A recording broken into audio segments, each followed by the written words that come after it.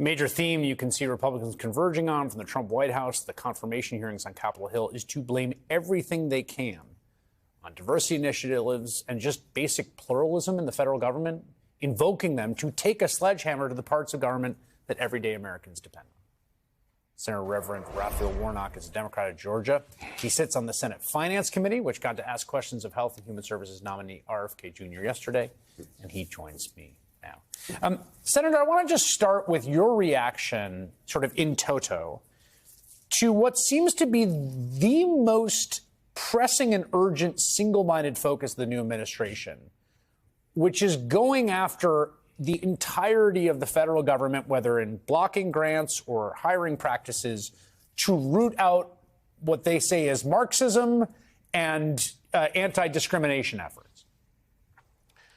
Yeah, let me be very clear what we're dealing with. This is the administrative expression of January 6th.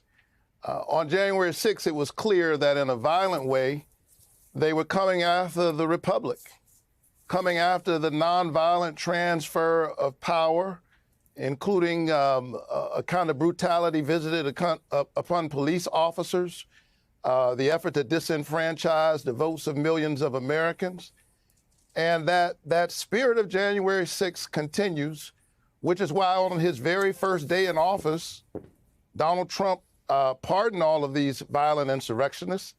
And then he proceeds with the same kind of lawlessness through executive orders, whether that's basically saying that the laws that we've already passed to provide support for various efforts all across our country, from health care to child care to helping folk with jobs, somehow that doesn't matter. And it has to come back through the putative monarch, I guess, to sending out this awful memo asking that our federal workers just resign.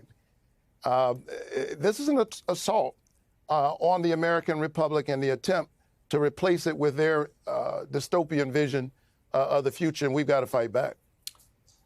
You mentioned the sort of attempts to kind of reroute funding. I want to ask you about some of these nominees, but I want to just stay on that for a second.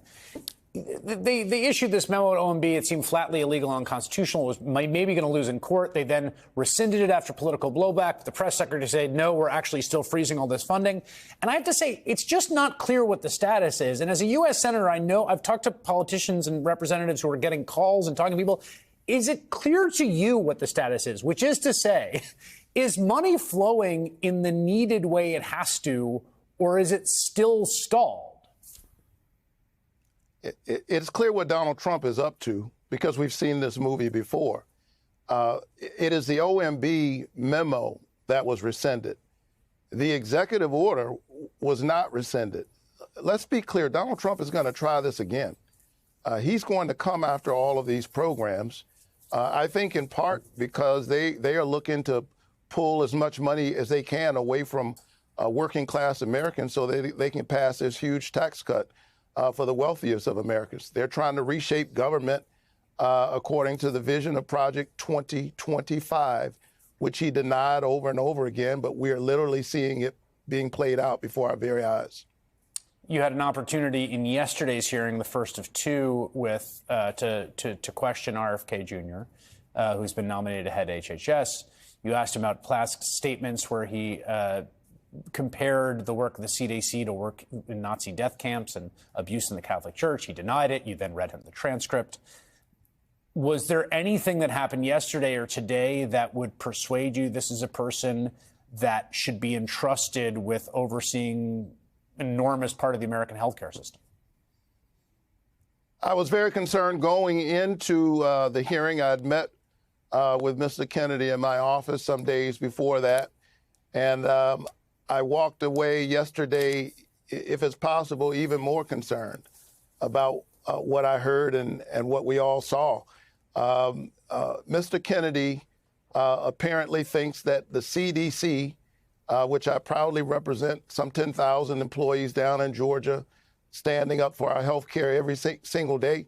Mr. Kennedy obviously thinks that the CDC is dangerous. I think that he's demonstrated that he is a hazard to our health. And I hope that there'll be just enough of my colleagues on the other side of the aisle to stop him. Because let's be very clear, it's Republicans who have to stop this. Even if you have every single Democrat vote no on this nominee, it's Republicans who will have to decide if they're going to choose country over party, choose the people that they were sent to represent over partisan politics. They failed that test miserably when it came to Pete Hegseth, even as they are attacking diversity, equity, and inclusion.